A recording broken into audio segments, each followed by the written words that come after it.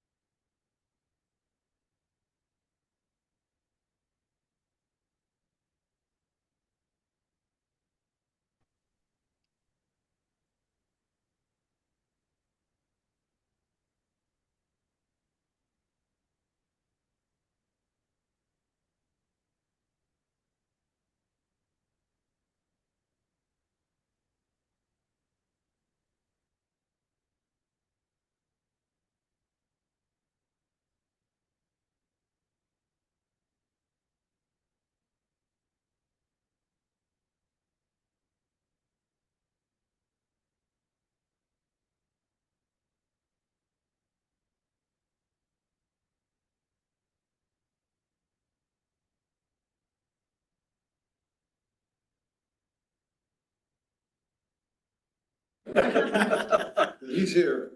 There we go, get on. Mr. Nordike, Here. Mr. Wilhelm, Present. Ms. Patterson. Here. We have a quorum. Thank you. Recognition of visitors. Let's start with you, Bianca. Bianca, 11 Granada Court. Janet Smith, 352 Mission Drive. Deb Adams, Custer County Tourism. Jeremiah Coleman with Fort Mount Fire. Rich Smith, Custer County Sheriff. Marcy Gray, 135 Highlands Road, not in West Cliff, but St. Luke's is. Roger Gregg, 135. Jerry Peters, 409 South Fifth. Okay. Oh, and we have online here, Ray, I can't read your name. It's Ray Tannenbaum. I'm with Complete Business Systems. We provide your IT services. Okay, very good. And Clay Buckner has just joined us. Okay, very good. We have here a consent agenda to approve the minutes, the treasurer's report, and the approval of bills. If you're interested in the minutes, there is a treasurer's report. So if you want to review that and have any comments about it, you can struggle to answer the question. Hearing none, I would like a motion to approve the consent agenda. Make a motion to approve the consent agenda. Second, 90 seconds. Okay, very good. Discussion? Hearing none, all in favor say aye. Aye. Opposed? Aye. Who's aye? Oh, he's saying aye, opposed? No, I'm good. Thank you. Motion carries. Old business, consideration request to approve ordinance number 2025, adding chapter 9, firearms in public buildings, title 5 of the West Cliff Municipal Code. This has been on our agenda a couple of times. One thing we wanted to do was have the sheriff review that. And Sheriff, have you reviewed our code? Yes. And what's your opinion? That it's enforceable. It's enforceable, yeah. Okay. All right, hearing that, it is enforceable. Do we need to go back over that ordinance again? It's been in front of us 3 times now. I think I had asked that there be something in there that made it explicit that open carry was prohibited. And I think, Clay, you added a bit of text to that effect, right? That's correct. It should be in there than the version that I sent. Is that right, Aaron? Yep. Yes, it is. Okay. Well, I'm good on that then. Okay, very good. I need a motion to approve this. I'll make a motion that we approve ordinance 2-2025. I'll second it. Been moved in second for the discussion. Hearing none, all in favor, say aye. Aye. Aye. Opposed? Motion carries. On the new business, we have some reports or just briefings from Deb Adams from Custer County Tourism. You're up. You got 20 seconds. I'm gonna take more than that. I don't think I've really presented as far as what tourism is doing and what we have done. And so I just wanted to give you an update and then I'll tell you why I'm here. So first off, our lodging tax revenue since 2020 has increased by 66%. And that equates to over 5 million in lodging tax revenue. So we're happy with the way we're going there. We are now managing a budget for 2025 of $146,000. We are working on a CTO Destination Development Mentor Program, which is to try to increase off-season travel. We are just finishing up with the CTO Management Grant of $20,000, where we made 3 new bulletin boards for the Rainbow Trail trailheads, as well as interpretive signage. It had been sorely lacking When you tried to hike, you knew nothing. Now you will know everything. We've had a very successful Colorado Life magazine ad campaign. Silver Dome article was in there for its 40th anniversary. Andy Mast was in there, and we were on the back cover. We also have an ad in Colorado National Parks Journal this year. We're also in the Colorado Tourism Office Official Visitor Guide. We have close to 10,000 MailChimp subscribers, 4.5 thousand Facebook followers, over 1,000 Instagram followers. We also recently applied for a DOLA Rural Economic Development Initiative grant for $100,000 as part of an agricultural marketplace. We also applied for a Betcher Foundation grant for $10,000. And one thing that we came up with this year is kind of creating a Valley Proud initiative. And part of that initiative, thanks to Bianca, is the Agricultural Collective. She made personal phone calls to I believe over 50 people.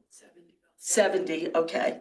And the response from the ranchers and the farmers in the valley was overwhelmingly positive, grateful, excited. And so momentum has built. And the first piece, which is the easy piece, is we started an agricultural producer directory on our tourism website. And in 1 week, we have 27 entries already. And emails coming from the ranchers and the farmers just thanking us for taking this initiative. That initiative will grow with a website devoted to the agricultural bounty in the Wet Mountain Valley. And it's Colorado ranchtotable.com is one of the URLs. The other thing, as far as the Valley Proud initiative, is to do a lot more promotion of the Rainbow Trail. It is a great trail that is uncrowded and has a lot going for it. And you all know John Van Doren. He has the moniker as Rainbow Man because he did hike 104 miles, the entire Rainbow Trail. So, and that was part of our management grant with the Rainbow Trail. We now also have a website, rainbowtrail.co, that is just about the Rainbow Trail because there was absolutely no information out there about the Rainbow Trail, even though it's over 100 years old. The reason I'm here is because another thing that we are doing with the Colorado Tourism Office, we were actually granted a content asset shoot in 2022. And it's only now that we're actually getting that asset shoot by a very epic, impressive production company. And so they are coming to the Wet Mountain Valley on Friday, April 11th, and there will be drone coverage, video coverage, and photographs. And we had to give them 3 unique things about our valley. They're actually covering the whole state, and we will get a lot of stock images, like, you know, people drinking wine or something like that, but what makes us unique? And so we gave them 3 pieces, one of them being the Silver West Airport. We're working on a marketing campaign to encourage fly-in visitors. And the Silver West Airport definitely needs a new website and management, so we're working on that. The other thing that we have plenty of is dirt roads. So gravel riding is a big trend now. So this coverage is going to be filming that. And the other thing is Main Street Westcliff. And so what we need from the town of Westcliff is, one, we need permission to be able to fly a drone on Main Street. And this is only for 2 hours, Friday, April 11th. They'll start setting up at 2. The shoot will be between 2:30 and 4:30. The street does not have to be closed or anything, but I sort of would like to encourage Westcliff to maybe take some time to clean up the street a little bit, because this is going to be on film forever. So I'd like to present Westcliff in the best possible way with, maybe a little street sweeping of the gutters, a sweeping of the sidewalks. We are also working on all new banners that I will have to arrange for the first week in April to be hung. So we're just really trying to show Main Street Westcliff in the best possible light. And so I'm wondering if the town of Westcliff can just clean up Main Street a little bit. Yes, we can. Right, Randy? Yeah. Where's Randy? I'm Randy. Oh. There's a guy you need to talk to right there. Okay. You're always walking Main Street. But I don't carry a broom. We can fix that. Yeah, I know you can't, we're getting one. So, Deb, yes, one of your stock photos, will you have the community dinner down Main Street? I mean, that's pretty impressive for a town of this size, so. that's going to be on a new banner. Okay, I just wanted to, with this, what these people are gonna do, you said stock photos, so I thought that. No. They have traveled all over the state. Yeah. And we're getting all the stock photos that they've Oh, I created see. I got from you. around the state. I got But we do have a new banner for Valley Strong, and actually the image that's being used in it even has more people in it. So our banners for summer, I was told that Westcliff would change out the banners twice a year. So the first run are some of the main events like rodeo, bluegrass, Airfest, KLZR. They've rebranded to High Peaks Summerfest. And then aside from events, then there's banners that just say, trying to go off my memory, eat shop, music, art, outdoor adventures. And another banner that we're really proud of is a tribute to the ranching industry. And Christy Coleman, I had a meeting with her and she asked AI for some ranching taglines. And it came up with ranching above the rest. And then I came up with, so ranching above the rest, beef at its best, and then ranching tradition. And then she sent me a really great photo of a baby cow and a mama cow. So we are putting that out on Main Street to acknowledge the ranching tradition that is so strong in the valley. Good. So really, I just want to clean Main Street. I got a question for you on the banners. Yes? They're gonna be running from one side of the street to the other side? No, they're replacing all these banners. Oh, those banners. Okay. Yes. Yes. Okay. Are we allowed to hang anything across the street? Well, that's what I was just asking you, because before we did that and There has been a banner across Third and Main before, but I don't think that cable is still up.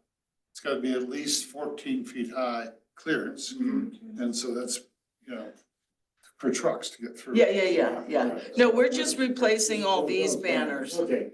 Yeah, and then somebody told me that the things are adjustable, so we didn't have to worry about the size so much. Any questions? I got a question for Sheriff, actually. Are you aware of any laws we should be aware of about how low drones can go when they're doing this kind of surveillance? Is this an open deal? Yeah, so I don't think this would cause any problems. We do have a deputy who's been through the full drone, and the fire chief has as well. So yeah, there's no problem with that. Okay. So is there anyone in particular that I should have this company reach out to just to, get permission or to have a conversation with? No, nobody. Nobody. I don't know if any of us are drone experts, but. No, but just permission. So Yeah. like, do I just say to them, okay, I came to this meeting and I got permission and that's the end of it? I mean, if you need a letter, I can draft something and get. No, I think I'll just give them your email just for confirmation. Gee, thanks. No, that's fine. Any other questions about tourism? So How now, do you feel for what tourism really is? I mean, you got the people that spend the night here with the bed tax and so forth. But have any feel for where they're coming from, how many are there, et cetera, et cetera? so our relationship with Colorado Tourism Office is very good, and they provide a lot of information. And it's amazing how much information they get off of the phone. The heaviest, I don't have the notes in front of me, but we have a very strong visitation from Colorado Springs and the Front Range, very strong. Of course, we know Texas is here, Oklahoma. So we get a report every 6 months of where people are coming from and where they're stopping. Yeah. And I don't know if the age group is on it, but I think it was quite a while ago, Paul, that you mentioned about trying to attract younger people. And so the Rainbow Trail is one way to attract younger people because so many trails are overcrowded on the Front Range, so they come here. Wellness travel is, okay. Wait, I'm gonna forget my thought. Hold it. Well, wellness travel is a big trend. Restorative travel is a big trend. And what better place to relax than here? Our theme, our campaign theme for this year is relax, adjust your attitude at our altitude. Good. So That's good. so that's kind of what we're pushing. I know that if you want to go camping west of Denver on I-80, I-70, you have to make a reservation a long time in advance. But El Dorado, I don't even know if you have to make a reservation up there. You do. You do? I think they have some first come, first serve. As a camper, I'll say that camping kind of got ruined with COVID. Because it used to be that there were a lot more first come, first serve sites, and now it's all this reservation stuff. I can't think 6 months in advance. You had a question, sir? Yes, you mentioned the Rainbow Trail. Yes. Is the Forest Service doing any maintenance on that at all? Well, that's why we have Trails for All.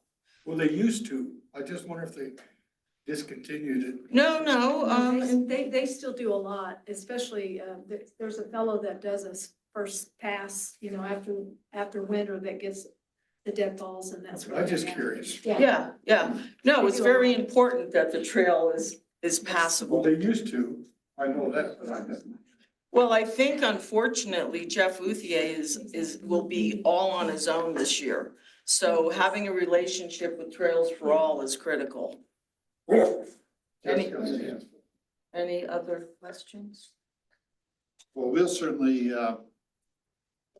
got the dates for the Main Street cleanup, if you will, and we'll do our best. Just think Hallmark, Mayberry, things like that. Because really, that's what we have. That's what we are. There aren't too many towns that have this quaintness and charm to it. So even if it gets dirty the next week, I don't care. Because I was noticing like the gutter, the gutter with the cigarette butts and the mud and stuff like that. So, and the coverage is all outdoors. They're not going into any shops.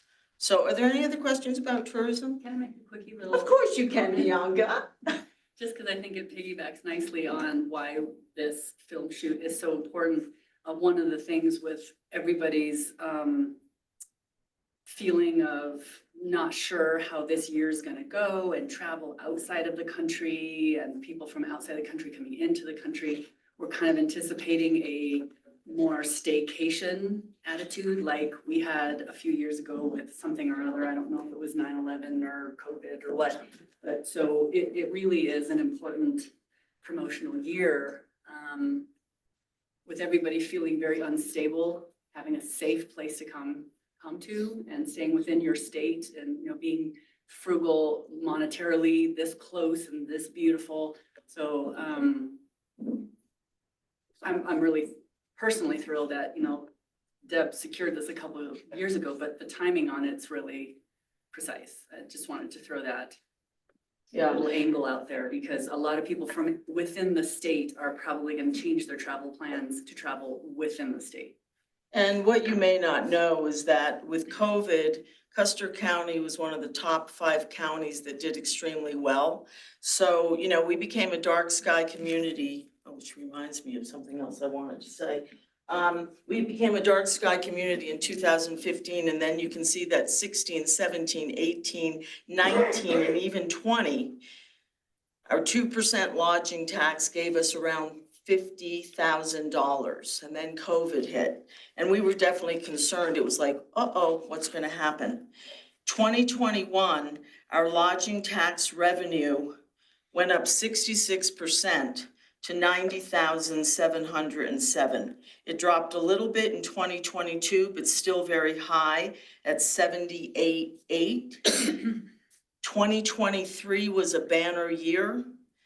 $104,690. That's the 2% lodging tax, which equates to over $5 million in accommodation revenue. We went slightly down in 2024, but still high, $90,576. So our tourism economy is very healthy, and we hope to keep it that way. I did want to mention, since I do have the podium, with Main Street, we would like to consider some wayfinding signage. We feel the 100 block is the stepchild, and for some reason, people stop at 2nd Street. And they don't go down, you know, Greenstone Artworks has invested greatly on Main Street. And then whatever's going to happen, and then you have the All Aboard Westcliff down there. So we are looking at possible wayfinding signage, and we know that we would come to you to ask about that. We are hoping that the farmers market will return to Main Street because that is a good draw. We also have the 10th anniversary of becoming a designated dark sky community. And I just want to say that it will be a tragic day if we lose that designation. So I hope that as the first dark sky community in Colorado, that we will try to keep our skies dark. And we'll see what happens. If I could just take a moment, I told Shelley Larson of Trails for All that I would present this to the Westcliff Board of Trustees. And so I'm just going to read what she sent. This is Trails for All First Community Hike event. I believe this was in your packet. And we'd love to have local government attend. We'd be happy to introduce Westcliff trustees at the kickoff at 10:30 a.m. at the Flag Court in Silvercliff. Hike is 2.2 miles each way, slightly downhill to Westcliff and slightly uphill back to Silvercliff. Just let Erin know. Hey, she wrote it. I know. Just let Erin know if you're interested, and she and Shelley can coordinate. This is the first of 3 planned community hikes. Number 2 will be Crystal Falls, and number 3 will be Squirrel Creek in the Wets from Davenport to Axe Lodge, dates to be decided. Trails for All's mission is to steward the land of trails for all users in the Wet Mountain Valley, and these community hikes are just one way. Our most publicized efforts are trail maintenance in both the Sangres and the Wets in the summer season. We had 43 volunteers, 475 volunteer hours, and 20 plus miles cleared in 2024. Trails for All also installed 18 new trail signs on the Rainbow Trail, thanks to a grant from Athletic Brewing Company. 8 more to be installed in the late spring of 2025 for a grand total of 26. All posts dug 2 feet deep and installed with only hand tools. In 2024, Trails for All published their second version of the hiking guide of the Sangres and Wet Mountains that is available online or at All the Range. We are also proud to assist with new trailhead signage installation at Grape Creek, Venable Comanche, Gibson, Horn, Duckett Creek, Muddy Creek, and South Colony Upper Parking Lot as part of a Custer County Tourism Management Grant. Our community outreach program will be held again at South Colony this summer, along with our friends at Custer County Search and Rescue and Rocky Mountain Backcountry Horsemen to raise awareness of Leave No Trace, Care for Colorado at this very popular trailhead. Follow Trails for All, now I really sound like a commercial, on Facebook, Wet Mountain Valley, WMV Trails for All, or sign up for their newsletter. And if you have any questions about Trails for All, Maybe Shelley has something to say about Trails for All. what? She's out of town.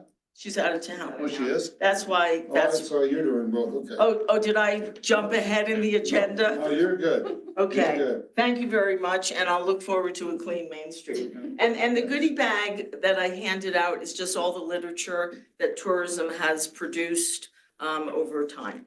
So enjoy. Great, thanks, Deb. You did a great job. You're doing a great job. Thank you. Thank you, Deb. You want to say anything? Thank you, Bob. No. So, Shelley's out of town? She's not gonna be here.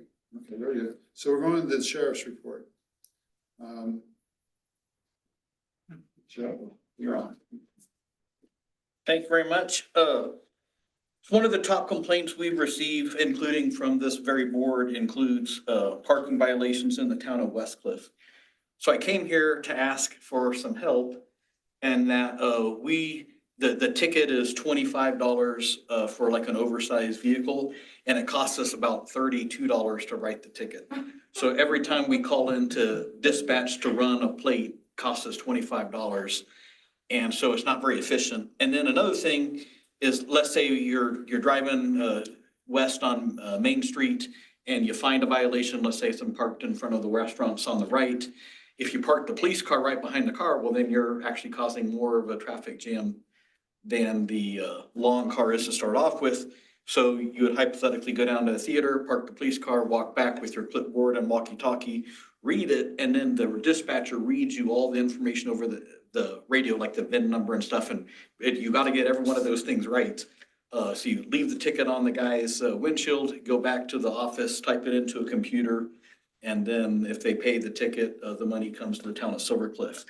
There is a vendor in Denver called Clancy Systems, and I have a printout there in front of you.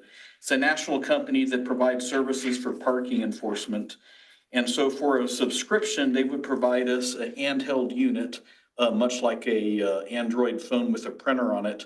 You walk up behind the car, you take a picture of it. It actually figures out what the license plate is, what the state is, looks it up, and then prints out a ticket for you. And then you click, if it's a handicap ticket or whatever the violation is, it prints it right there on the spot. You leave it on the windshield, and then the person can actually pay online, which is a convenience for them.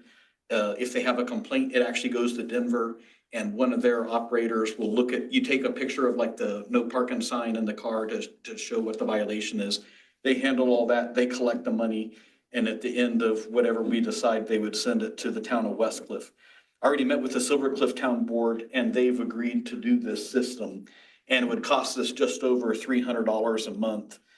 But a parking ticket in like a fire zone or a handicap, one ticket would pay for the system for the whole month. I did get a question of who could use it, and so certainly a sworn deputy could, but you could also allow our volunteer posse to do it. And then you also asked if the town employees would have access, and the town employees could actually use the system as well.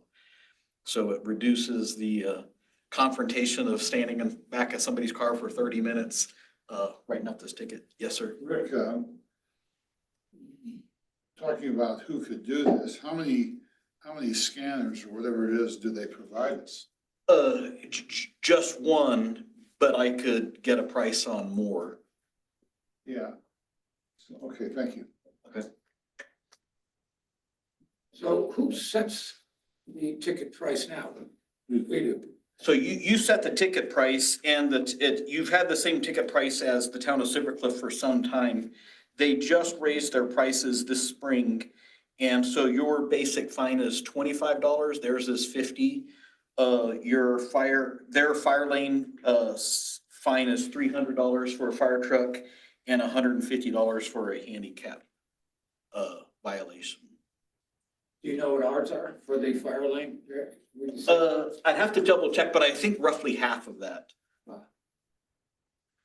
Well, Mr. Mayor, I wonder if we need to revisit that. Well, I think we do. We have a lot of people parking.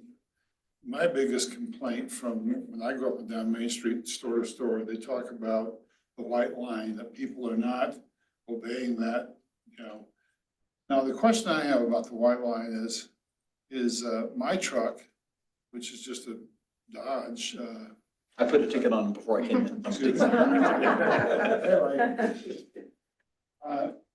Main Street isn't the same width all the way down. And so some places I'm over the white line, other places closer to Second Street, I am within the white line. Anyway, the wheels are always within the white line, but not the box. So what's the rule? The box, I suppose the box. Yeah, so my interpretation of your statute is that you can't be out past the box. Okay. That's I get two complaints. One is that, the second is speeding. Now, we slowed the speeding down. Neil, maybe you can tell us, we painted the street with the speed limit sign, but didn't we have some flags on the white line going down Main Street in the middle? Crosswalk signs in the summertime, they were removed in the wintertime for snow removal. Yeah, okay. So we put those back up. Yes, sir. So We thought that helped, did it not? what do you mean? Those crosswalk signs, they slowed people down? I believe it slowed them down a little bit. I think they have. The biggest thing is the semis that go through there and they go down to the grocery store. I remember when we were when my office was on Main Street, they would just, 7 o'clock in the morning, just be blowing through there.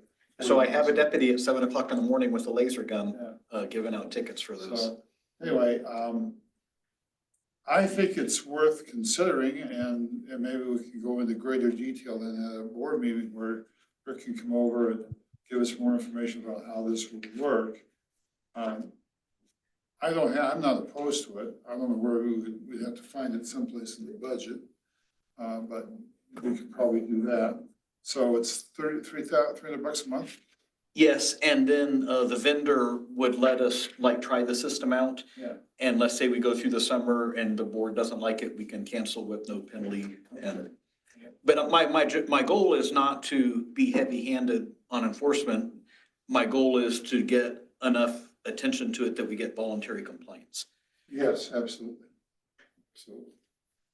So What if we decided to do it under this temporary basis and revisit it at the end of the season? yeah, we can, sure. That makes sense to you? Absolutely. I mean, we can visit from the standpoint of people being compliant or we're just not issuing very many tickets enough to justify it. So one of those two ways. And so, Christie? Could we put on next month's agenda to revisit our prices of tickets, our ticket prices? Sure, we can do that. Make it formal? We can do that. Do we need to have a workshop to discuss this so we don't take everybody's time? It's a one issue meeting, so we could get together. Or do we want to just put it on the agenda for next month? We'll try to find the money in the budget in between now and then and go ahead and do it. All I have to do is write one ticket and it pays for the system. Fire zone ticket or. Well, yeah, but who are you gonna get? You gotta sit down there for a long time to find the person who's gonna make that stupid. Also, if you want, I can ask the vendor to come down if you want a formal presentation. I don't think that's necessary. Okay.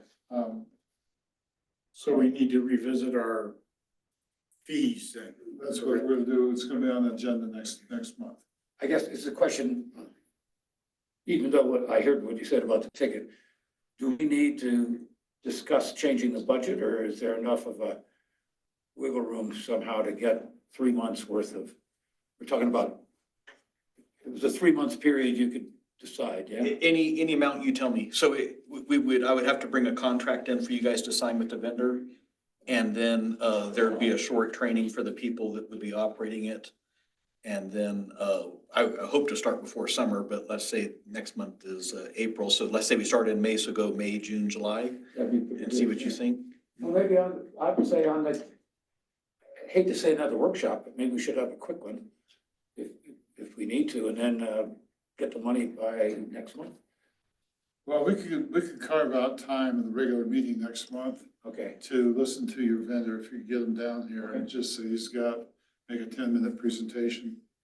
And we can also discuss the fees as Christie suggested. Okay? Thank you very much.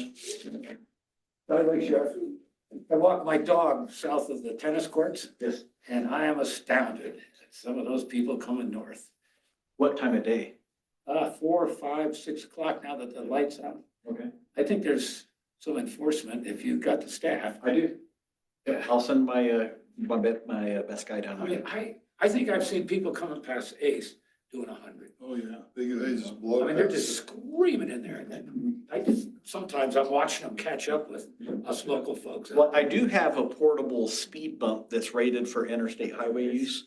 And so you roll it out over the road and then it's got a speed bump in it. Well, didn't we have some sort of a monitor as cars came, it was portable? It told you how fast you were The driving. speed limit thing just past the Alta Vista gas station right there. There was a radar unit there that was telling. Yeah, people but how this fast was it- mobile. This was on wheels. And you just towed it I around. think that thing's been junked. I think that thing was shot, wasn't it? Well, the county commissioners have asked me to seek out grants to buy that exact machine to use on county roads, so I am looking for grants on that. Has the speed limit been moved to 55? I thought it was closer to Ace, but it's out by the new gas I facility. think it's. No, it's 25 going by Depends on him. which It drops direction. right at Ace to 40, what is it, 45? It's the something same like that? place. Is it simply? But they start at Hermit Road. And they put the pedal down at Hermit and the highway. It's incredible. You want to say something? Yeah, so I'm curious, I know that it's a state highway and the different highways have different regulations, but like when you're going down into Canyon City by Territorial, they have that series of rumble strips, yes. strip bumps, and then also here at the bottom, like, hitting 50 from this direction. Is that something we could do, like, once we start, from each direction? It seems more north and south is the bigger problem than east and west. Is Yes, that so I allowed? actually, in my previous job, had requested those from CDOT down by Texas Creek. We had a semi lose its brakes. And so that's a simple request that I could send on behalf of the town to CDOT, asking them, and they do a study to see if it's worth it, but they pay for it. Because too. it is true, there's no, and then like if you're, because I walk my dog, I live on this side of the highway and I walk my dog through town, and crossing that road, even when you're well within the speed limit, is kind of taking your life in your own hands, as Mark mentioned. But I mean, yeah. I mean, just to let people know there, some people don't realize you're about to go through the town, and I think those rumble strips really bring it like Oh, home, that's it. and Absolutely. make it personal. Most people pass me when I'm going home and I'm trying to turn and I'll have a car passing me. I got my turning signals on, I'm going the speed limit. They're doing 60 or 70 right in front of Ace. What part of Texas are they from? I'm not, they're Texas, boy, I've had a couple real close ones. They think that lane that's been put in for the Amish wagons or, carriages, that's a passing, lane. They go, Texas go will way be around around in it. that and. Off on the right side. So, if you sat at Ace Hardware for a while. you I've could- personally sat there before, so yeah. So I'm just curious with 69, because it is true, the speeders on 69, I live out by the airport, it's insane. And I'm wondering if you can't really put a car there to stop them because there's no place for the car to pull That's over. exactly the problem, right in those S curves. That's one of the most dangerous places in the county, in my opinion. It's those S curves north of the airport. Yeah. Could we get like Twin Lakes had, can we get like one of those empty, dead? I do, we've done that. We've taken an empty police car and parked it in some I problem bet, I mean, that areas. always makes people like, They've got We one- do set those mailboxes there just north of the airport. Yeah. What does the state highway patrol do? Anything? They've been struggling with manpower, and they told me that this was the year they were gonna bring a guy up here, but they had a promotion and we lost that guy. Well, I really think you could earn a lot of income by getting those speeders on 69.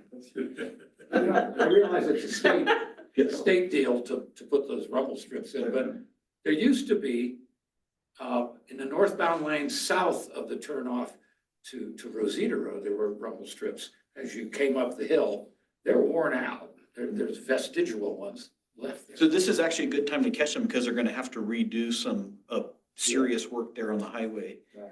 But if you want, I'll put in a request to do rumble strips, Yeah.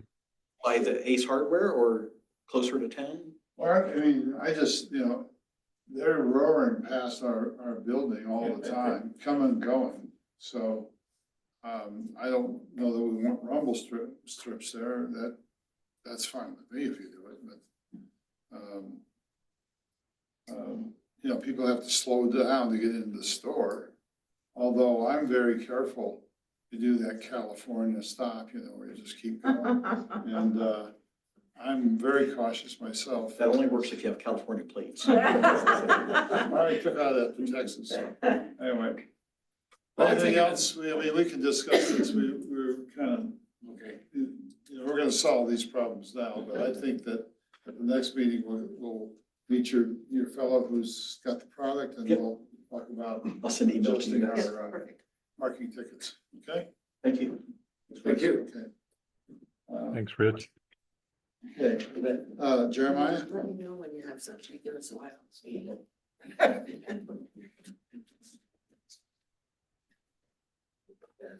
Hi, good evening. Want to start out by apologizing to the board for missing last month. I ended up having a structure fire right beforehand and I ended up in the hospital that evening, so I apologize. Not my choice, I got yelled at to go. Thank you very much. I take it you recovered, huh? Yes, yes. Right.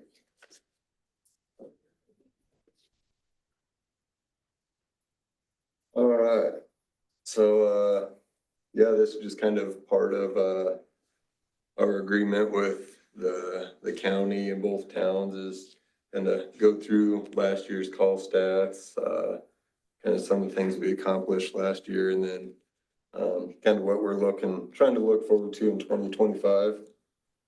So, in 2024, we, set another record for calls. We're at 340 total calls. Another sheet we have in there is kind of the mutual aid. We have mutual aid with all of the Fremont County agencies as well as all the Pueblo County agencies now. And then also, the state DFPC, Department of Fire Prevention and Control. So last year, we gave, mutual aid 15 times. And then we called and received mutual aid 5 times. Out of those 340 calls, 16 of them were fires, whether they're structure fires, vehicle fires, wildland fires. 108 of them were rescues and EMS assist, so lift assist, motor vehicle accidents, calls of that sort. 90 of them were hazardous condition. So that's gas leaks, fuel spills, flight for life, power line down, stuff like that. 25 were service calls. That's helping the sheriff's office. We've assisted with, supplying water for neglected animals, animal rescues, persons in distress, stuff like that. 70 of them were good intent calls. So smoke scares, controlled burns. Let me ask you about control of burns. Is that something that the Forest Service does, or who does the burns? The controlled burns are, so we issue, burn permits. They're free right now and they're good for a year. You come in, we get your address, you get issued a permit number. You have to sign, who's gonna be the burn boss, burn manager for it. And then the day that you're gonna burn, that morning you have to call to the dispatch center and they'll tell you if it's a burn day or not. We have certain criteria that the weather has to meet, stuff like that, for it to be a burn day. So those are people that have a controlled burn, whether they do or don't have a permit, that somebody will call in. We get it all the time. I see smoke 5 miles to my west and we go out searching for it, find it, it ends up being a controlled burn. If they do have a permit, it's great. If not, we do a little bit of education, make sure everything's You safe. teach them how to do these burns? No, we do not. So when you receive your burn permit and everything, you're given the county ordinance, burn ordinance, as well with our fire department ordinance. It tells you how many piles you can burn, in a single day. It'll say the size of the piles, like the size of the fuels that you can be burning. So there's a lot of parameters that they have to follow. If we show up and every parameter isn't being met, then they can receive a ticket for it from the SO. We try not to bother the SO too much with it, but we do have a lot of new people moving up here. I've just in the past probably month, I've heard more of, well, we burn what we want, when we want, where I come from. So it's a lot of what I end up having to do on these calls is just a lot of education on the fire department's end, as well as the counties, and on what's required. Most people are pretty nice and calm and understanding about it. Others, you wish you had SO en route earlier. But, I have a quick question for you. yes, sir. If individuals are burning trash, like in 55-gallon barrels, do they have to have a permit? Yes. Yes.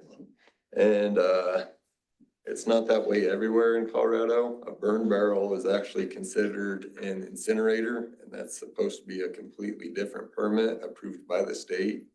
We're not too worried about it up here ourselves.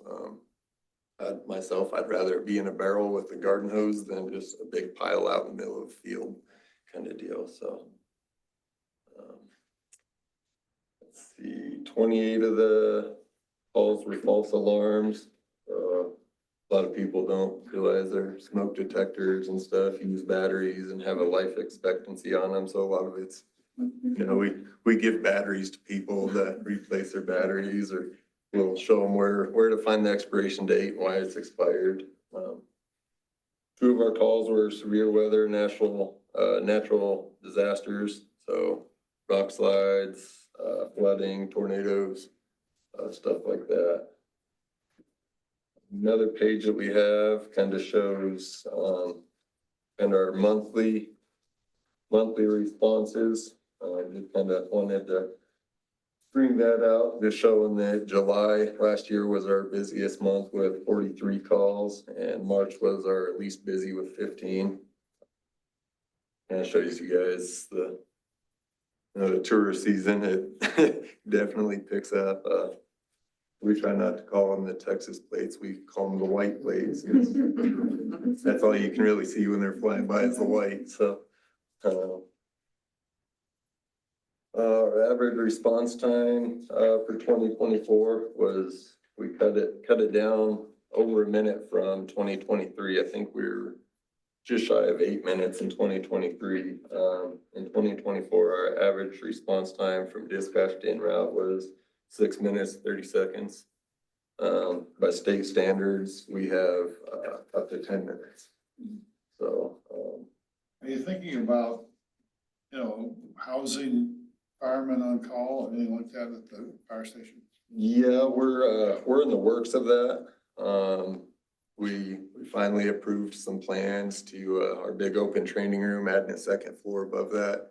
And, I think they let me actually design it back when I was just the assistant chief, take measurements and kind of draw up my chicken scratch plans, but, we're gonna have, I think we're planning 6 bunk rooms up there.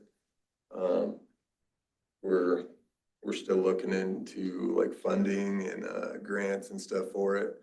The last our engineer was kind of quoting us at was 1.4 million just to add that second floor. So, a little pricey, but it is in the plans. I'm actually working with one of my battalion chiefs right now. We're gonna try to frame in some kind of temporary bunk rooms for guys that live further out that want to take a shift. And the weather's gonna be bad. What's that? Do they have a pole? Yeah, that's in my plans. That's definitely in my plans. Gonna have to sacrifice some lockers, but well, the pole will be coming back. So yeah, that's a plan. Just we're not really looking at going full time or anything right now, but trying to prep for the future. Don't want to be behind the 8 ball too much on that. One thing we did get accomplished last year was Pueblo County Sheriff's Office donated 2 of their kind of Tahoes. They had 2 4-wheel drive Tahoes that they donated to us that we end up fixing up, and you've probably seen them around. They're bright red and have 902 and 903 on the back windows, and those are the 2 battalion chief Tahoes. They're take-home Tahoes. I have one myself. Kind of our goal that we're trying to reach going forward is to have a chief responding to every call and being able to, head straight to it from their residence versus having to go to the station first, and just be able to get to the scene faster. Give guys more of a heads up, be able to call for resources and stuff earlier and quicker. I recall a few years ago, Kit was working on this when he was part of the department, water storage containers, out in the hills. He's working with one up on the old Thompson place. There's Snowy Peaks Ranch up there and some others up there. Big storage, so you'd have some immediate water. Yes. Or some additional water and so on. Yeah, they're the cistern, big cistern tanks. Yes. We do have quite a few people still putting those in.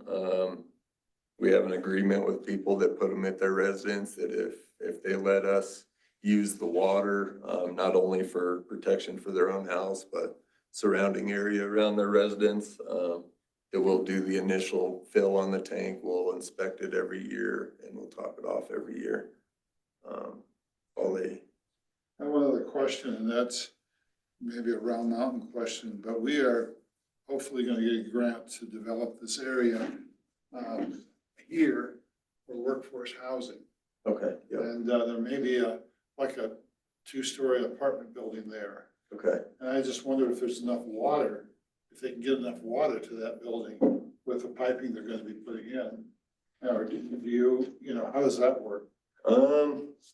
Well, to be honest with you, my house is kind of over in that area, and that's probably one of the best hydrants we have in town is right there at the intersection of 5th and Hermit. That's kind of my go-to hydrant for refilling trucks. We do have a map that we did get from Round Mountain Water that shows kind of the pipe sizes. We are working with Round Mountain Water to, color coordinate the hydrants. Or, okay, this is gonna work for one of our type 1 structure engines, and this one's probably not even gonna work for a type 6 brush engine kind of deal, because studies that we're doing, the trucks, the pumps and stuff are so impressive anymore that we can end up collapsing the main water lines, and we can actually end up sucking water out of people's houses, like their hot water heaters and stuff. So I know they've been working on it quite a bit, and then we've been doing a lot of studies ourselves to But it is my belief now that, especially now that they have that new well, fired up, it might be out on your property possibly, Close to my close to your property, yeah. Once they fired that up, that is definitely increased a ton, so. It is my belief with having that extra well pump there that we should have plenty of water in that area.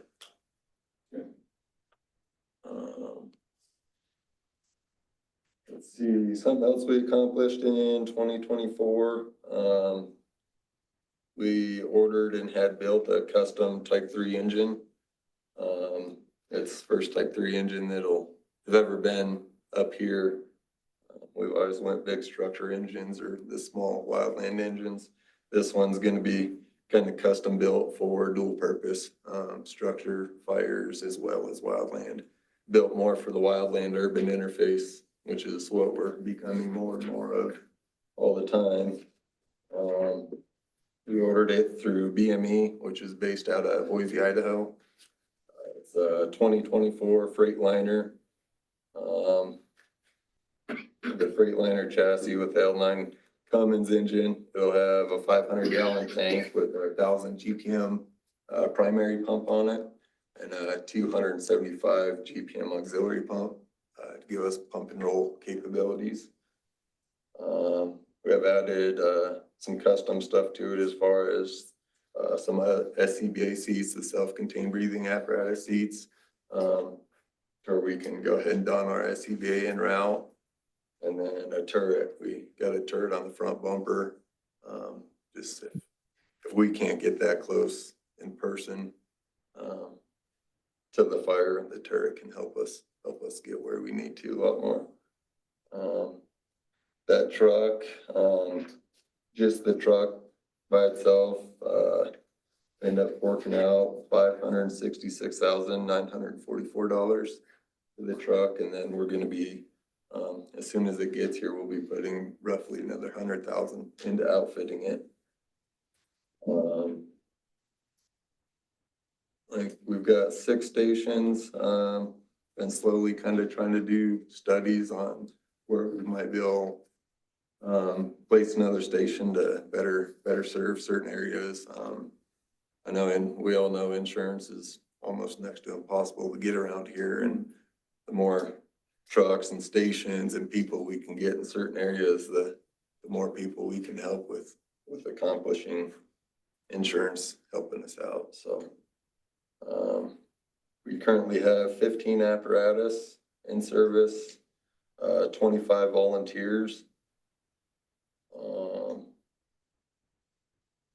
Let's see, we still have our shift program going. Every year we do a study to kind of comparable departments around our area. And we have to keep the volunteer status, we have to stay, our volunteers can't make more than 20% of a career firefighter in the same kind of entry level. So this year we were able to go up, the firefighters, we can do 12-hour shifts and up to 10 shifts per firefighter a month. And firefighters can make $75 per shift and the officers make $85 per shift. So this last year was the first year that we've been doing the shift program. We've probably been doing the shift program for about 7 or 8 years. This last year was the first year that we've had at least one officer on every shift. So we're just trying to incentivize people to, cover shifts. Gives me a little more peace of mind knowing that, I have someone that's gonna be running with me. But also give them something back in return. Are most of your calls during the day or night or spread all over or what? Yeah, they're kind of spread all over. I believe this last year, I think it was Tuesdays were our busiest day. And the calls were usually between 1 PM and 4 PM. I'm sorry. Yeah, go ahead. Go ahead. You mentioned urban interface. I know I have some friends that their property insurance has just skyrocketed. And some insurance companies are requiring you to sign a rider that if a fire is in your area, they'll send a crew out there to protect the property. Anyway, do you do anything on mitigation and training for people who want it? In terms of how to mitigate their property, limb up trees, where they store firewood, where they store it, et cetera, et cetera. Do you do any of that? We provide, like mitigation consults. We'll come out to, your property and kind of walk your property with you and, talk about the different buffer zones that we have, kind of, the first 5 feet, you need, nothing combustible, and then out to 30 feet and so on and so forth. So we do the consults. We also partner with, the Office of Emergency Management. They're getting a mitigation team going. I know I believe they're purchasing a wood chipper. We help out with putting on like the Sawyer class where people can be properly trained on how to use a chainsaw, how to diagnose a chainsaw, work on a chainsaw, everything like that. I had tried approaching my board with, starting a mitigation team. And I was turned down on it, and it's reasons I didn't think of when I was trying to put it together. But our thought is if we're doing it as a fire department, we're taking money out of our taxpayers' pocket. So we don't want to mess with our taxpayers' businesses. But the county is kind of taking it on, and they have quite a few volunteers right now. I think this last spring they had 14 people go through the SAW class. So it's a slow process, but they're getting it going, and it's all volunteers, neighbors helping neighbors. They've been using the Firewise community. They have a couple companies up here that are recognized by Firewise Colorado. The professionals come in and do it. And if Tanglewood Acres has really come a long ways with that company. And yeah. Let's see, our drone program is up and kicking. We've now purchased 2 drones. These drones we use the infrared on them. They have tracking capabilities. They have minimal hoisting capabilities. I think the most they can hoist is 10 pounds, but we're kind of thinking the hoisting capabilities to, fly a new radio or batteries or a couple bottles of water to cruise. We've used it for wildland fires, checking acreage. We can get up and check for hot spots. We've used it for structure fires, finding hot spots, and we can't tell that the fire's in the attic until we launch the drone, and you can see exactly through the roof where the fire's at. We've used it with the sheriff's office on like oversight for maybe a party that's barricaded himself, just kind of overwatch. We've helped search and rescue. We've assisted them with missing persons using the drone and guiding teams into the patient. Yes, it's been a huge asset. It's saved us a ton of man hours, and has definitely helped save search and rescue, a lot of searching and stuff like that as well. We currently have 3 pilots, and we have 4 more that are in the pilot program right now, trying to get their certification. This year we have applied for the AFG grant, just under $200,000. We're going to try to get an exhaust filtration system mounted to all of our trucks to help filter out of some of the carcinogens and stuff coming out of the exhaust. Not only for when the trucks are pulling in and out of our stations, but also when we're out in the community, we leave the trucks running. So we can flip a switch and it'll filter the carcinogens from, the public and general public breathing it in, as well as when we're on scenes, the the engineer running the truck isn't breathing in all those carcinogens too. I'm just trying to make a big push to help minimize the carcinogens and all the kind of cancer bound stuff that comes with the job.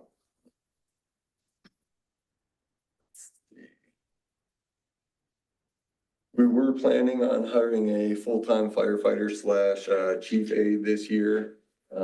We had budgeted for that, but then I just 2 months ago was informed that our current SCBA packs are out of compliance with NFPA.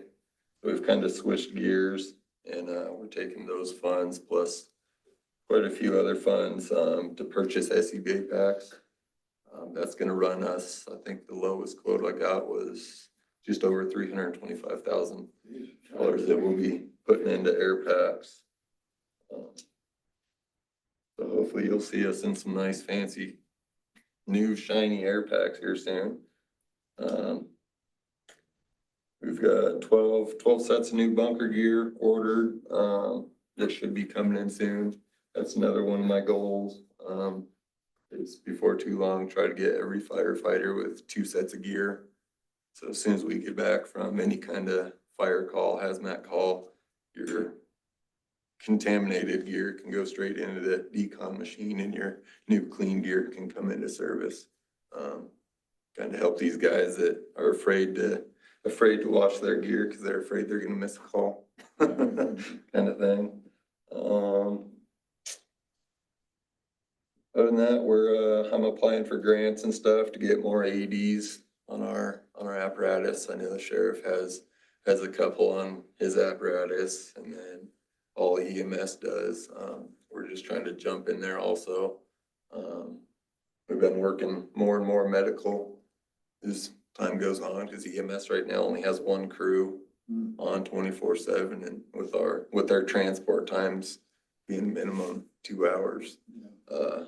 They rely on us quite a bit, to us and the sheriff's deputies, to go to these medical calls and assist. And so AEDs is one of the biggest things we need. So we'll be looking at those. Last quote I got on those were just shy of 5,000 a piece. I'm looking at trying to get at least 2 more of those, to where the 2 battalion chief Tahoes have them as well, kind of the quick response vehicles. Other than that, we're gonna continue to keep trying to update our radios. Right now, most of the firefighters are just carrying the single band, the 800 radios. I'm trying to switch everybody over to these ones. They're the dual band of both 800 and VHF. We gotta still use VHF because that's what the state and the feds still use. So that's our only communications with them. That's just kind of what's happened in the past and kind of my plans for the future so far, so. Sounds like you're busy. It's keeps me on my toes. I have the money. I wish I could say it makes me young, but it definitely doesn't. Any other questions, Jeremiah?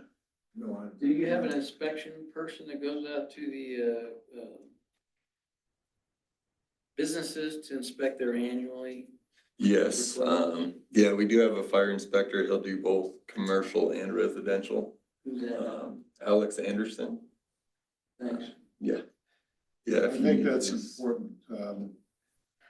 What's her name used to do that? What was her name?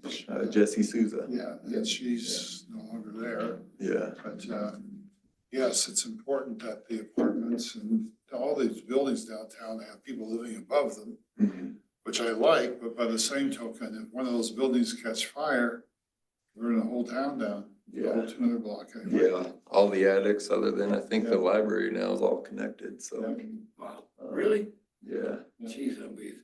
We've been up in Chappie's attic for chimney fires multiple times. But yeah, we do it free of charge for commercial businesses, but then we do charge for residential. They have to ask you to come. Yes. Did your district go past? Let me, one more, just want to finish up on that, Mark. How often would you suggest that gets done? I'd like to see it at least annually. myself.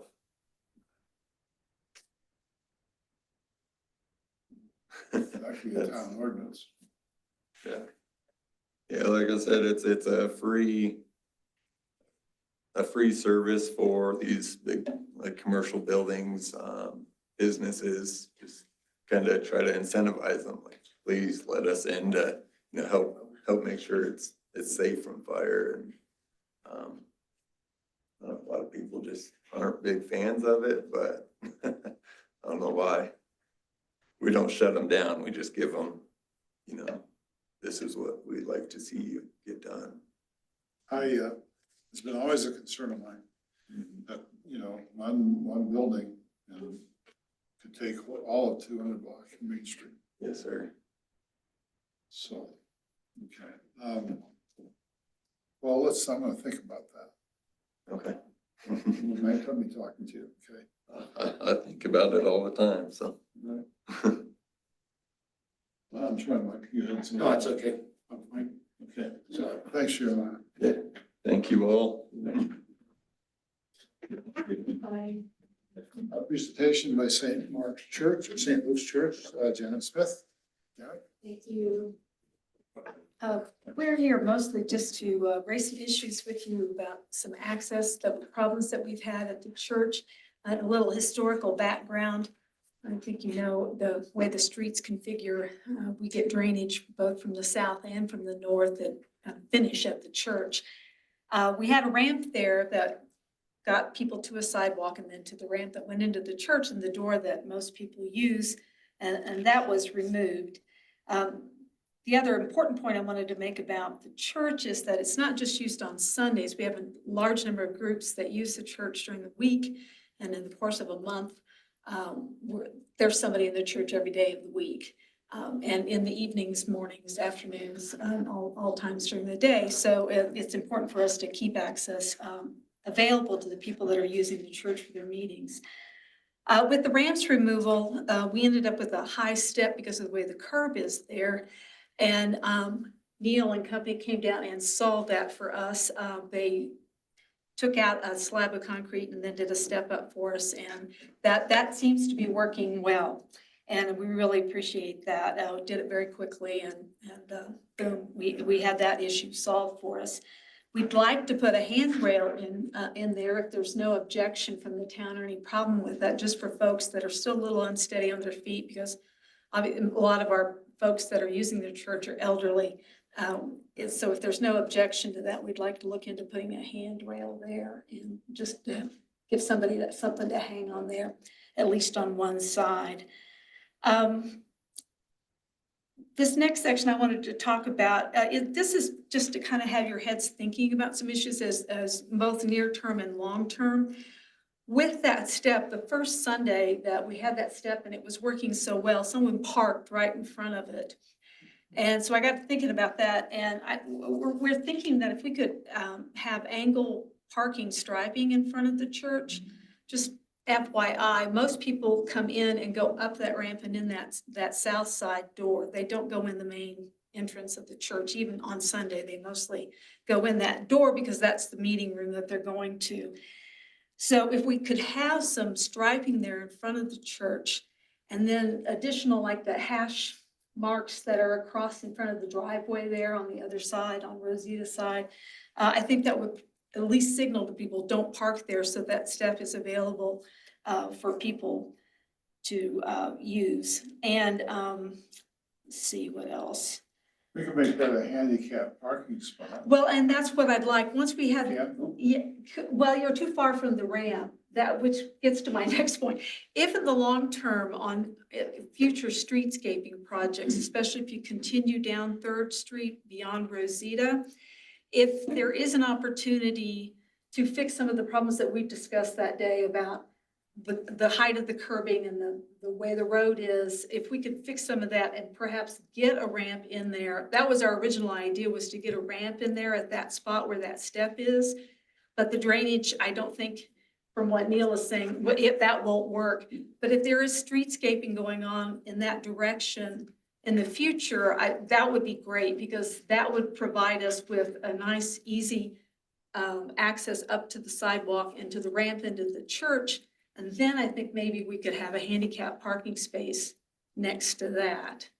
That would allow people to park there and get out easily and then be right near a ramp to I'm use. just curious. Yeah. I went over there with Neil, we walked the whole property. Mhm. And there is a handicap ramp on Rosita and one Right. on Third, right at the Right. corner. Right. And why aren't those? Well, because, you know, it's part of it's just, and Marcy Gregg is here at our treasurer too. It's part of it is just where people park and which door they're going into generally. And we have urged people, particularly when we had that high curb, for them to park on the Rosita side and then we can open that back door for them. But it's just, there is this tendency to park on Third Street in front of the church and go, and you're right in the room that they're gonna meet. Janet, Yes. the reason those are not used is because in the wintertime, all the snow covers those two ramps up. And there is no place to get into St. Luke's. They just put all the snow where the two handicap ramps are, they put all the snow right there. And because of that, we did have a person get injured, breaking their ankle. I know for a fact because I was that person, because we could not get into St. Luke's from the two handicap ramps and the ramp that you did help us out with. That was just, you couldn't get into St. Luke's. And because of that, when I was trying to figure out how to help people to get in, I'm the one that slipped and fell and broke their ankle. So, Well, and that was one of the reasons I wanted to bring up the fact that the church is used basically every day of the week, all throughout the year. I mean, AA's in there several times a week and Alcoholics Anonymous and et cetera, et cetera. Is that I know that Main Street, we talked about that Main Street is a priority in the commercial district. But if we could put St. Luke's on the next on the list, once those plows had come through and moved it through so traffic can go through, if we could get it removed in front. After that big snowstorm, I will say I came down and asked, because we just you couldn't park, you couldn't get into the church very easily at all. And that's when Marcy broke her ankle. The crew did come down and cleared that out for us, which was a big help. It's just that I don't think people realize it's not just on Sundays that people are in the church and are using it so much. So just FYI, that would be a big help. And especially if it just doesn't, I understand how the snow plowing works, but if it doesn't sit there too long, then it would be a huge help to us and all the groups that use the church for meetings. I'm trying to think if there's anything else. Yeah, on the snow plowing, it's just the removal in front of the church, both along Rosita and along Third Street that would help us out. I think those were the main points. It's just that it's a difficult spot because of the way the roads, drain down into that one spot. And that ramp was a good idea, except that it trapped everything. And we just had glaciers all winter long and ice over that area that made it very, very dangerous. And Marcy would bring rugs from home, trying to throw them on top of the ice to get people in safely. Well, I'll go back over with Neil, we can take a look at it again. And I'm happy to meet you down there if you want me to kind of show you where things are happening there. Just a reminder, the sidewalks are the responsibility of the. Right, we're getting that cleared. It was just that 4 or 5 foot space between where the road had been cleared for traffic, but not where the parking was. So that was where we ran into trouble, especially with that Yeah, big we got to snowstorm. pile it somewhere to Yeah, move it. yeah. So it just takes a little bit of time to move that pile. Yeah, I just want to raise the hand that St. Luke's has got a lot of people coming in there, so it would be helpful. Well, whenever Neil wants to do it, you can get a hold of me, I'd be happy to go with him, so I Okay. understand. Okay, Yeah, great. Thank you. yeah. Thank you. Paul, if you were to do something over there and put a ramp in, it's gonna have to be ADA Right. compliant, Well, correct? sure, we understand. We understand that. And we had talked to Caleb about it, but there's still questions about whether the drainage would still be a problem based on how the street is configured and the curbs are configured, the old curbs in that area are figured. And we've also talked about there would be a cost in it, and St. Luke's is willing to do their fair share. Yep. Because it's, I'm telling you, it's dangerous. It could get very dangerous. It's very dangerous, and there's gonna be somebody else that's gonna fall, because we are getting older. You're looking at some of the young ones. We're the young crew. All right. Yeah, no, it's, we'll try to help you out as best we can. And yeah, if you just think about that Third Street block, you know, in the next streetscaping, I noticed in the minutes that you've got new paving coming down from Main Street to Yes, we do. Rosita on Third Street. I don't know, I'm working with Neil, we're working with Neil on that to see about what our new paving is gonna be. And I don't know if that's the solution, but he'll keep us briefed. Okay. Yeah, that street will need re-engineered where that curb is and gutter to create a ADA ramp for them there. Right. Slopes, drainage, all that have to be part of the engineer plan. Yeah. And you got the drainage, so that's an issue too, so. Yeah. Janet, she didn't mention also the house that is next to us. Oh, I did going have it on my south. list, sorry. Do not live there anymore. I haven't seen them in 2 years. They might not even be alive. But they do not shovel their sidewalks, which again Creates builds an up a iceberg. mess for us to step up. And somebody's gotta control that or something. I don't know if there's any options from the town's perspective about how to deal with someone that just isn't shoveling the sidewalk. Well, typically in the ordinance, if they don't do it within a certain time frame, we can do it and charge them for it. Yeah. But they will receive a letter. It's that slope and drainage that gets ice and stuff right there. Part of the problem on that block also is the sidewalk's not level. It's true No. hazard. Right. Yeah. We grandfathered some good problems in on that section, yeah. I think if they're still alive and they get a notice from you guys, that they will find somebody to shovel To their shovel. walk. I mean, they can use our person. They just I'm not paying for their. Mhm. And, but I think they have to be notified from you guys that says they're not doing their. due Well, we diligence. send a letter out on weeds every year, if they don't mow them, and once they get 12 inches high. And we do it for them and charge them back. I don't know if we're actually mowing any weeds for people. Anyway, so there is an ordinance, so we just need to enforce it. Okay, thanks, guys, I appreciate it. We'll keep on it, try to get it fixed for you. Complete Business Solutions IT report, Ray, you're on. Yes. Thank you, everyone, and good evening. I want to introduce myself. My name is Ray Tannenbaum. I am with Complete Business Systems. We started to provide some base IT services for the town starting in February.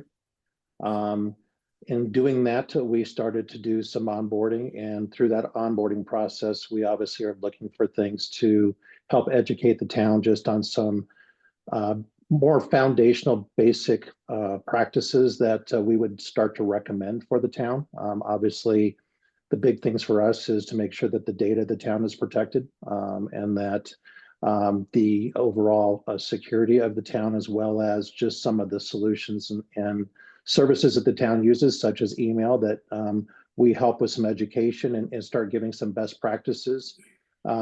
We know to come in and just say, hey, here's the laundry list of things that we would recommend is not usually something that can be done. It usually takes a series of steps and time to kind of go through that. But what I wanted to at least bring up this evening is part of our onboarding process is to look at email and look at licensing and look at some of those things for the town. With that being said, currently the email that the town is using consists of about 25 email addresses. It is currently hosted through a company called Mad Cow, and that's not a joke. It is actually the name of the company. Through that, you guys have a service that you've been paying for on an annual basis, and it's actually very, very inexpensive, and it does do the job. But with some of the changes in today's society, and I don't know if the town is required to have cyber insurance and some of those things that are now becoming more mandatory across the business world. There are some very specific things I want to talk about in regards to email and more just an educational standpoint. Right now through MadCal, the way that your email is set up is that when you send and receive emails, that service is simply just using its backend to basically facilitate the email transfer. That's all it's doing. So basically, when someone sends an email, it comes from them to you, you receive it. In today's best practices through what is recommended, because really probably the biggest threat to most business is email right now, is to make sure that one, that you have a level of security that's tied to that we're trying to do our best to remove things like phishing emails, ransomware, different things that come through that town members are clicking on that could potentially be a huge threat to the town. Simple things like going out and buying gift cards or changing ACH information or actually compromising files and actually causing to where every document within the town could be completely unreadable. So we are just looking at, starting the educational piece for you and started giving you some base information of some recommendations. And we are obviously just looking at emails. That was the one area that we were starting at. But I think there is some things that, again, more educational this evening, but to at least start having the conversation, to start looking at how email is handled within the town, what we start doing in regards to how that email is secured, what happens if somebody was to delete email, can you recover it? There is a lot of litigation now where people will come through and they want to see the emails that have been sent for the last 3, 4, 5 years. Currently, in your situation, if an email was to be deleted, there is no way to recover it. So those are some things, again, just to be aware of. And that really is the added benefit of having us as a partner with the town, is that we can help educate, help put plans together, have ideas what you want to get done in 2025, 2026, 2027, and really try to help you through the process to get to where you guys feel comfortable with where the town is at. Very good. You got questions of right?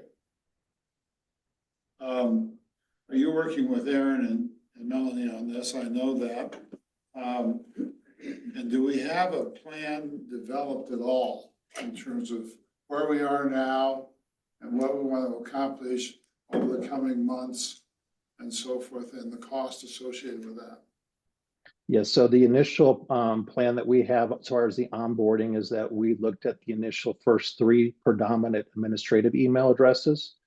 Those have been are in the process of being converted to an actual Microsoft 365 address, which would include this email security as well as the ability to back up those emails and any files associated with it. So we started with those initial 3. There's an additional 22, but I believe Aaron kind of worked with us to tell us there was, I believe, 6 other emails that were no longer in use.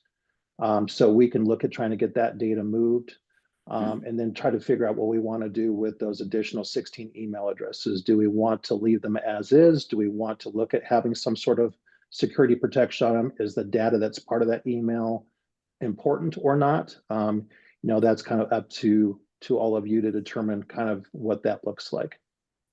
But we have started that process, yes. So it's all the emails at Town of Westcliff for Planning Commission, Board of Trustees. That's why we have so many. Yeah.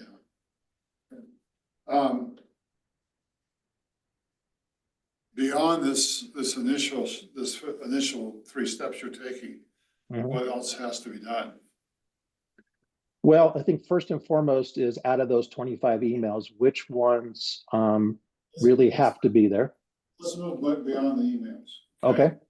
Anything else that, I understand the email problem. Okay. Let's move on beyond that and just describe what we're looking at as a IT solution for the midterm. I think the biggest, probably the 3 biggest things, the very first one in our world is data. So where are files being stored? Where is data being located? And what would happen if we need to do a restore of some kind? That is a process that we'll be working with Aaron on to make sure that we have a plan in place in regards to where those files exist. Things like Excel documents, PDFs, reports, financials, those types of things. Where are they? Who has access to them? And if they were deleted by access or if they were deleted by ransomware, how do we restore them and what does that look like? So there needs to be a disaster recovery plan put in place. So that would be probably one of the bigger priorities that we need to get done for the town. The second one is that currently there's no firewall in place in that office in regards to the internet and being connected to the data that the town has. So we would recommend that a firewall be put in place to add a level of data security to the network for the town. And then the third piece is obviously this email piece I just discussed. And the town did already subscribe to at least an initial component of email or end user security training that can also go into place to help people understand what to click on, what not to click on, what to look for, all the scams that are out there. It's a continual 12-month training program that allows people that are accessing town data to actually get trained on some of these threats because it's something that gets changed on a daily basis. They're getting better at it. They're using AI to make these emails look more and more legit. And it's not even from a town perspective, it's also just a personal as well, just to help everybody understand the threats that are out there. And right now, when it comes to business, email is the biggest threat. That's where most of the threats come from. I've lost track of how we're doing the IT business. We have our own servers here at this point in general? Or is it farmed out to someplace? It's farmed out to someplace and we don't have any, like you said, we don't have a firewall in place. So if it's farmed out, are you talking about a firewall here nonetheless? A firewall, the firewall to basically have a security device that's between the internet provider and your office. That's pretty much a base fundamental standard, and you do not have one currently. Right. Other questions? No. You guys have computers down at your place too, right? Yes, sir. Ray, does this bring us up to standards with the High Tech Act and stuff, cybersecurity? Well, and that's kind of where we're looking at. Again, there's a base fundamental features and solutions that we would recommend that you have in place that kind of check those boxes. Again, I don't know if the town is required to have cyber insurance or not. But typically, if you look at a cyber insurance policy and the questionnaire that would go out, the things they're going to ask are pretty straightforward. One is, do you have a firewall? Two, what is your disaster recovery plan? Three, do you do end user awareness training? Four, so that it goes through and looks at all these things because, what happens if data is lost or data is compromised or somebody was able to hack into your data and be able to pull personal information. And what does that look like? So obviously we just started partnering with you in February, so we're learning a lot about the town, but part of the reason why I asked to be on this was just to at least start conversations, obviously introduce us, and then, start working with Aaron to put a plan together as we start to address these things one by one. Is it possible for you to, by the next meeting, the April meeting in a month, to put a plan together along with the associated costs? Yes, I can. And part of what I would work with Aaron on is getting clarification on things that obviously we're still learning. Yeah. As far as what are the necessary things, where is the other things located? We're still learning a lot of things, obviously, since we just onboarded you guys in February. Okay. Randy? You also cover the computers and everything else? We cover Bunch of old people talking about fucking computers. We cover a percentage of the computers. There's a set computers that we work with Aaron on that we are covering. Now, obviously, it can be adjusted if we need to, if we find out that there's certain devices that the town wants to make sure that are covered. Part of that coverage is making sure that we are doing antivirus, anti-malware, that we have system monitoring, that we are verifying that operating system, patches are being applied. That again, that we're making sure that we are at least checking the boxes to make sure that that device is as secure as possible. Even if the town doesn't have to have the cyber insurance, would it be a best practice to go ahead and make sure we're doing everything to check all those boxes on that? Again, yes, I mean, it is a best practice and it's really tried to, there's nothing that anybody can do to put things in place that protect you 100%. It's really just to minimize the risk. And if you can show that you at least are trying to use best practices and that you've tried to address the fact that you have certain things in place to protect against ransomware, or that you have certain things to protect against data being lost or identity theft or different things along those lines, that if you have an event like that in the town, that at least you can show that you've done the best practices to at least try to minimize that risk. You know, there's billion-dollar corporations that still get hit with this stuff and they spend millions and millions of dollars. So there's nothing that's 100%. But again, it's a lot of it is just to try to have some of these best practices in place. And believe it or not, a lot of it is end user training and it's awareness. It's a lot of the threat is the user with the mouse in their hand. What do they click on? What do they submit? You know, if they click on a link and part of that email was to pay an invoice for the town, but they changed an ACH number because they clicked on the link and they didn't know any better. We've heard, I'm sure you've all heard of towns paying, $100,000 to an ACH because they thought they were paying an invoice and instead they were paying somebody in North Korea. So it's really trying to protect the town against those situations. So I don't know if we've ever declared a policy in that regard, but we probably should, don't you think? That is our policy within our budget abilities to pursue best practices. Yes, and if you could develop that policy as a part of your presentation next week or in a month, we could adopt it. Yep. Be more than happy to start working on that for you. Does your systems have detection in it? Ransomware or whatever, it detects it, finds it, if somebody's social security number's hacked? So again, those are some additional solutions that you would have to add on top of what you currently have in place right now. Basically, what you have in place with us now is end user and device support. We put 3 office licenses in place for the admin staff, and we're system monitoring of those computer devices. But when we're talking about making sure you have certain security things in places or firewalls, or that you have a disaster recovery plan, or those are in many cases in our industry are subscriptions the town would have to subscribe to. But again, we could help with what does that look like and how do we scale that? There's never a thought that you just need to flick a switch and everything has to be done tomorrow. That's not realistic. It's more about here is probably your top 3 or 4 things and how do you want to go about addressing them and how do you want to prioritize them, and then we help you do that.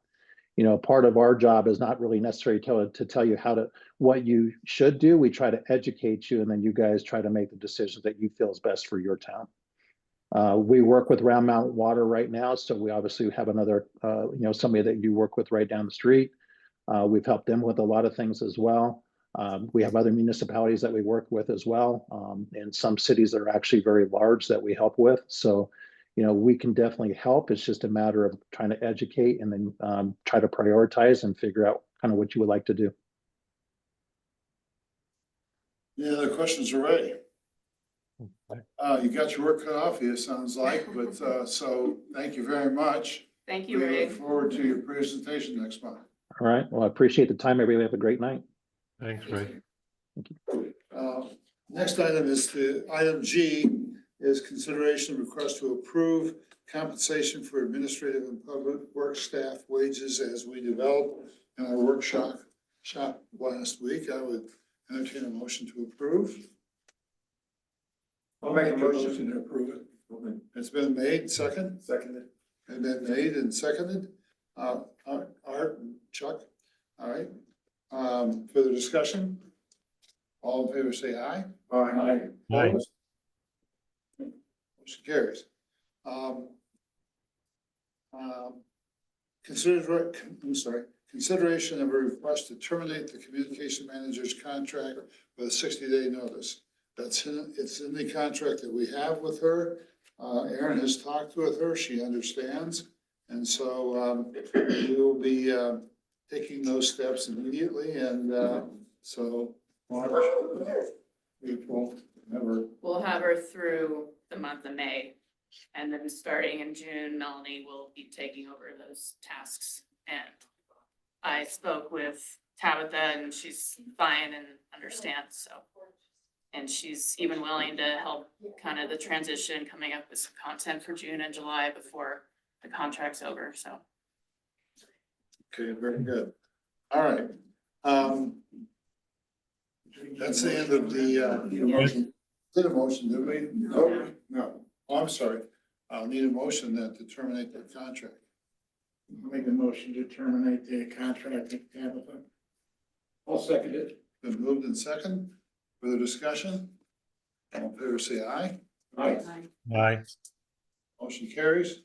That's the end of the regular meeting. And now we would like to go into executive session. Where's my agenda? I got this. Okay. I will now entertain a motion to go into executive session. Paul, can we take a break real quick? Dane, why we can. Yes. Yeah. Sometimes there's a moment for public comment. Yes, let's do that before, because then that you don't have to wait. Yeah, and I just really personally have a personal curiosity. Yes. I've been, as you know, I've been coming to these meetings fairly regularly just to listen and learn and stuff. And, I was talking to somebody, downtown that, piqued my curiosity. So the farmer's market Yes. and Just Price Park, Yes. when I was in some of the meetings last year, I mean, I personally think the park is really nice. And I really like how it turned out. I was in the meeting where, it was the last farmer's market, but also the inauguration of the park.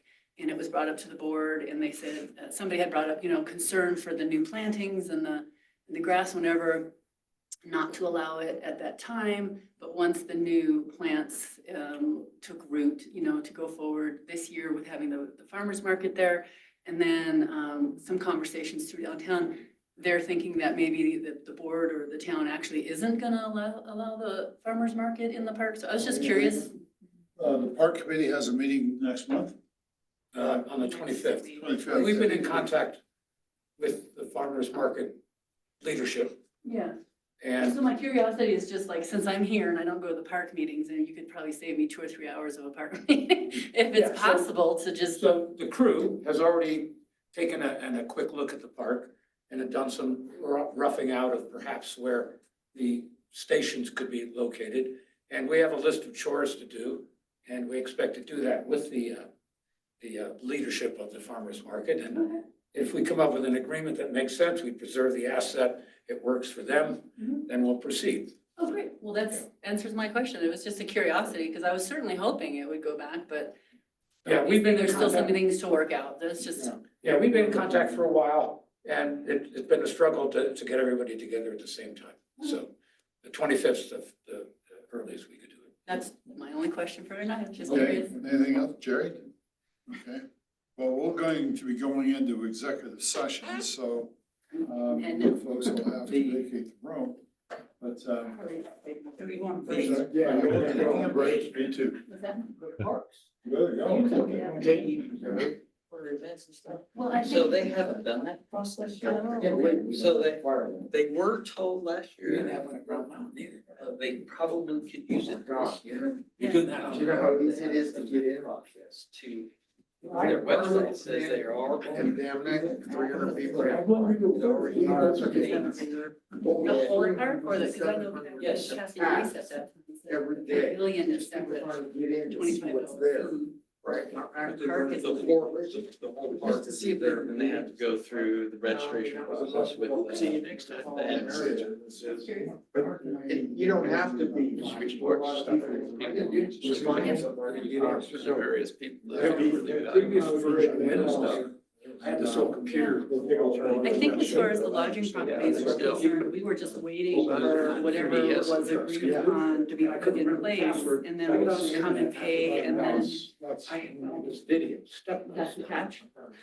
Yeah, this video went through. Yeah, this year we just, And I'm sorry? bypassing the you entire. know, I honestly, I have a CD. I have to tell you, Any Windows computer. Went to sleep. I was asleep, and I woke up, this is the knee I had surgery on. And I mean, that can be, I was still now, struggling, and when that, and I blew when my that was patella. developed. And it created a few problems, and Across the internet. they just didn't need time to go through it. I got surgery, clean out the kneecap, Across the internet. and, So you need to check I was that. literally sleeping, Fix those humps and everything. and I woke up, and it was Yeah, just. we could be Yeah, overfull enough to wake me up, but you're so asleep, right? Oh. We talked about it. My leg up.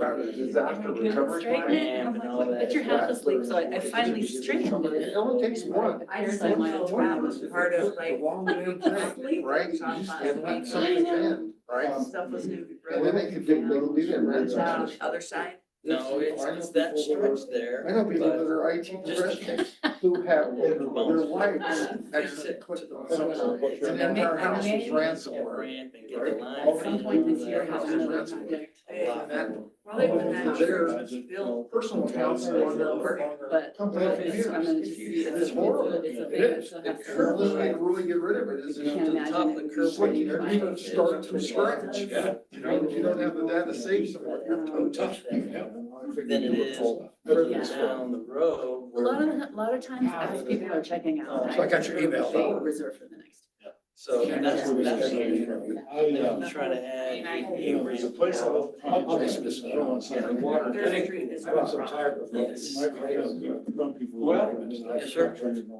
So we'll see about. Yeah. What do you know about? Business down as at- usual. Really would get off. We'll get her done.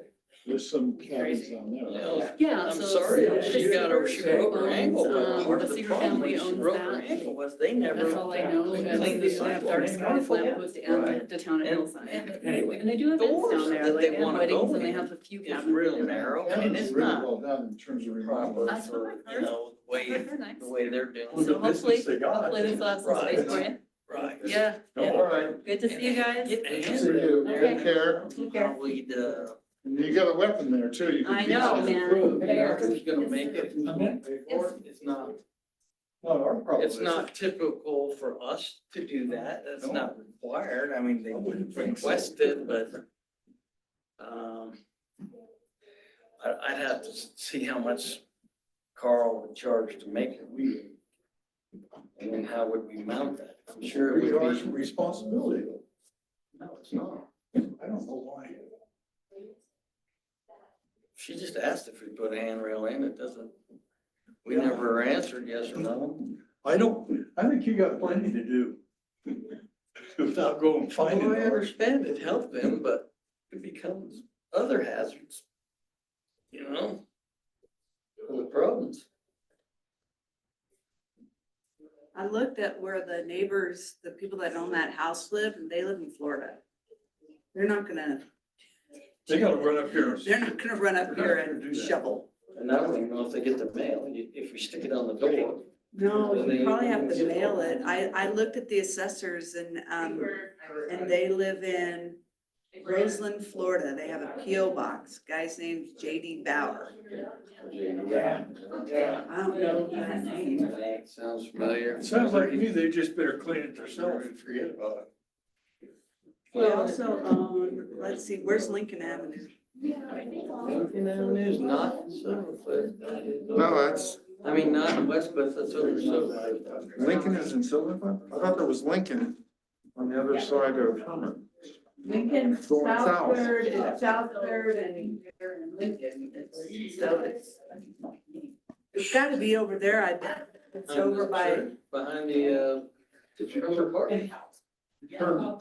South, over by where the shop yeah, that's is. exactly right. It's right at the corner down there by past Herman Park. If you go south, it's right there. That's one of the things I remember Yeah. Lincoln Skyman. Well, they're looking for Lincoln Street. Further down. Lincoln Oh, sorry, The very last one where the, Where the, yeah, where the. there's nothing there. except for that. That's the story right down here. But that's on Third and Lincoln, well, I leave it all it's on the together. third, very to the third. We gotta start. No, I leave it all together and I take. After I had some things filed. I guess I will too. If I get that version, I consider the hours to get it spawned, transmit by email. But I hope you enjoyed seeing it. No, have you seen my car? Okay. Thanks.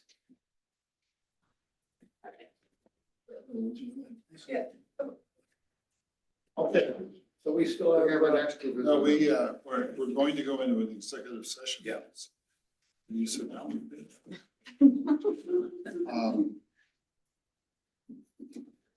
Yeah.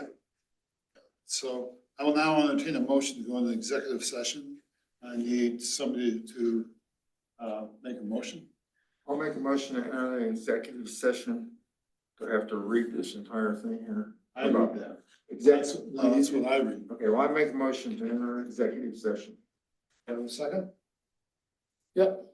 It's been moved and seconded to go into executive session. All in favor, say aye. Aye. I'm sorry?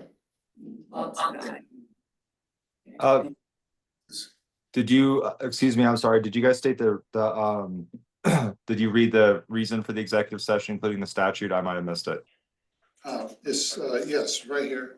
I'm about to read it. For the purpose of determining positions relative to matters that may be subject to negotiations, developing strategy for negotiations, and or instructing negotiators under CRS section 246402-4E regarding employment contract for the town attorney. Motion, all in favor, say aye. Aye. Opposed? Motion carries. So now And I'm gonna stop the recording. now we will, we'll go into executive session. So Bob Fulton and Clay, you both have a link to go into that, and you need to